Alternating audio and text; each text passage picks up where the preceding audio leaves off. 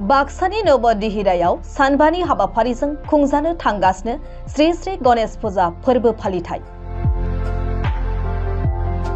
बाक्सा जिल्लानि सिङाव थानाय नबदिहिरायाव सानबानि हाबाफारिजों श्री श्री गणेश फुजा फोरबो फालिथाय खुंजानो थांगासिनो।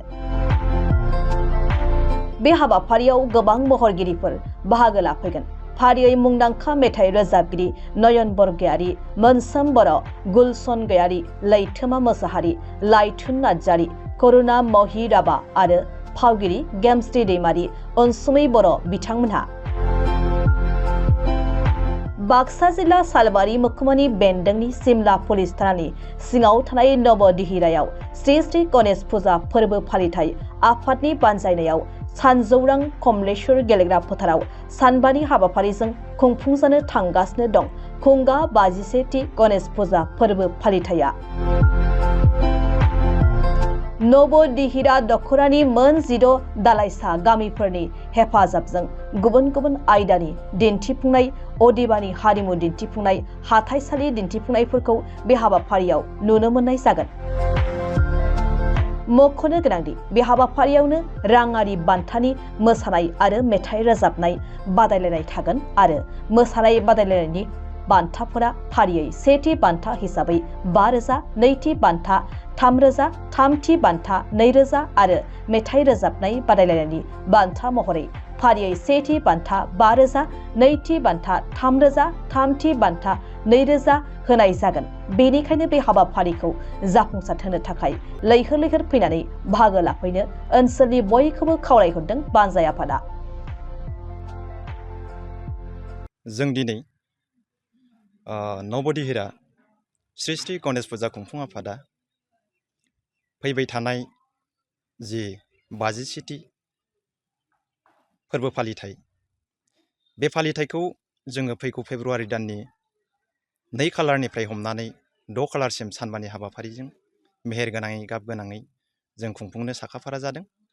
दा बेवहाय गिबि साननि हाबाफारि बायदियै जोंहा गिबियावनो 7 बाजियाव दै खावनाय हाबाफारि दङ आरो 7:30 रिंगायाव जोंहा मन्दिरनि गाहाय लांगोना बेखेवनाय, फुजानि गाहाय लांगोना बेखेवनाय आरो 8 रिंगायाव फुजानि मन्दिर दरखं बेखेवनाय बे हाबाफारिखौ जों लानाय जादों आरो बेलासिनि 4 रिंगायाव मोनसे मोसाग्लांनाय हाबाफारि दङ आरो मोनाबिलिनि 7 रिंगायाव जोङो सासे मुंदांखा महरगिरि जों हांख्रायनाय जादों। बिथाङानो जाबाय नयन बरगयारी। बिथांखौ जोङो मोनाबिलिनि 7 रिंगायाव जोङो बिथांखौ जौसाङाव दैखांनाय जागोन। गाहायै रायजोफोरखौ गोसो बोनो हानाय नोंथांमोना मा हाबाफारि बा दिन्थिफुंनाय लादों?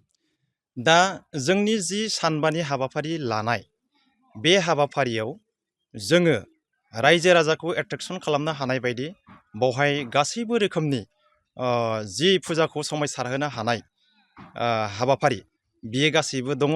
नाथाय बेवहाय जोंनि जि आयेन बेरेखा माखासे बेसादफ्रा थानाय नङा, जेरै बेहाय जौ जुवा बेफोरो बाद जागोन। बिनि अनगायै गासैबो जेसेबां जोङो आइटेमफोर थागोन बेखौ जों लानाय जादों, जेरै बेवहाय एक्सप', मिना बाजार आरो बायदि बायदि बेवहाय गोबां हाबाफारि जों लानाय जादों। नोंथांमोना नैबे गणेश फुजाखौ माब्लानिफ्राय फालिबोनायमोन आरो मोनबेसे गामिजों लोगो नांनानै दङ? जोङो मैखोमै दिनै बे गणेश फुजाखौ फालिनो थांनायाव जों नबदिहिरा हिसाबै 1968आव जों एस्टाब्लिस जादों आरो 1974निफ्राय जोङो नैबे नबदिहिरायाव जोङो गणेश फुजा हिसाबै जोङो बे फोरबोखौ फालिबोबाय थानाय जादों आरो जोंनि नबदिहिरा आन्सलिकनि सिङाव गासै मोन 16था दालाइसा गामिफोर दङ। बे मोन 16था दालाइसा गामिनि गासै रायजो राजाया लोगो नांनानै दिनै बे गणेश फुजा बेखौ गाजा गोमजायै बोसोरफ्रोमबो खुंबोनाय जायो। रायजोफोरनिसिम बा फुजा नायगिरि रायजोफोरनिसिम मा मेसेज हरनो सानो? दा रायजो राजाफोरनिसिम मोजां मेसेजआ बेनो, जोंनि जि सानबानि फुजा खुंफुंनो लानाय बे हाबाफारियाव जाहाथे रायजो राजाफ्रा मोनफ्रोमबो प्रग्रामाव जाहाथे मोजाङै बाहागो लाफैयो। दा जेरै नैथि साननि हाबाफारियाव जोङो बेवहाय माखासे जोंहा महरगिरिफोर दङ।